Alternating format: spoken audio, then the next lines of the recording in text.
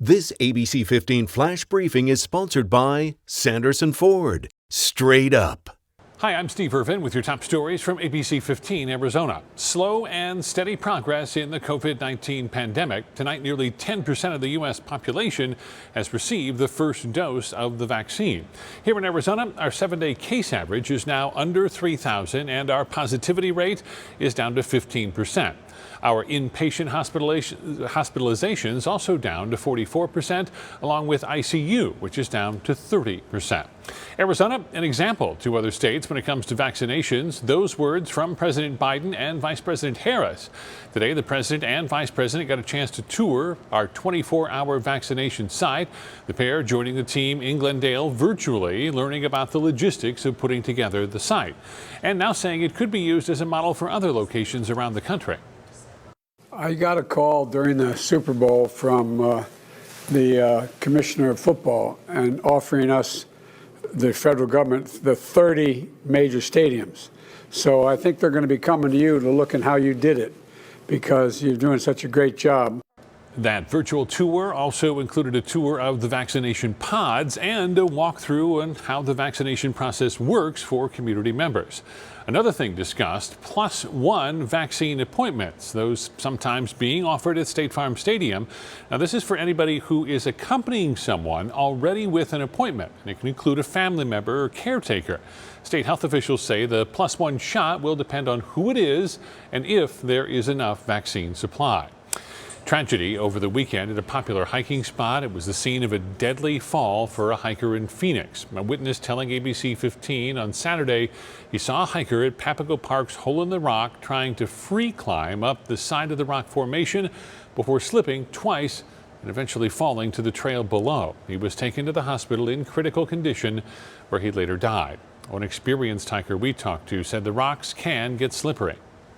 You definitely have to watch where you're stepping and watch where you're going. So it is a little scary.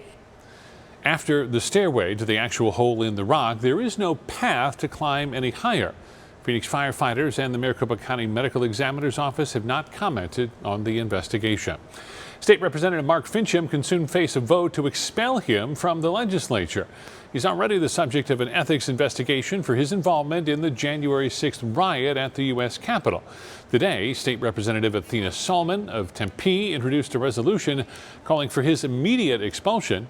Fincham helped lead efforts to throw out Arizona's presidential election results. He took part in the January 6th Stop the Steal rally in Washington, D.C.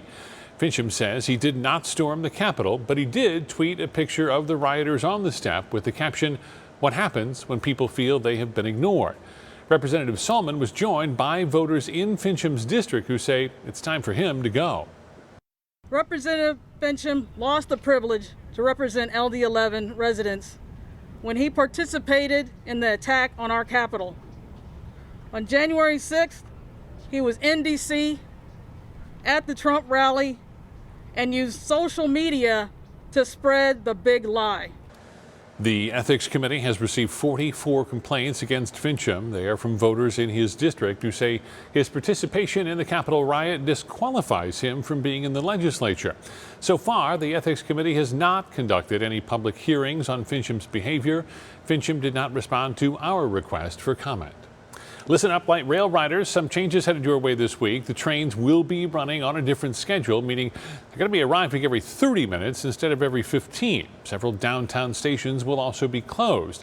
This is all part of the light rail expansion project, and you can check the new light rail schedule and see which stations are closed on valleymetro.org.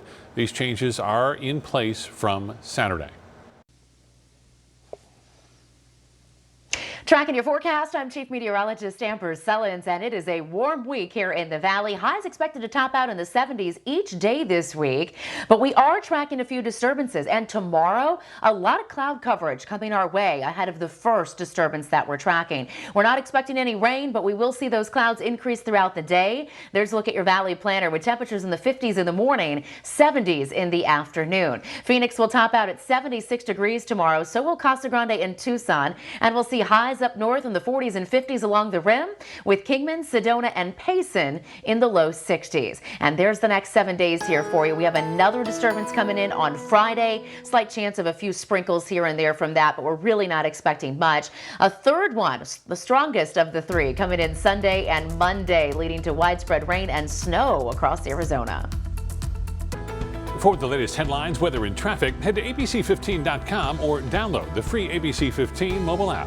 This ABC 15 Flash Briefing is sponsored by Sanderson Ford. Straight up.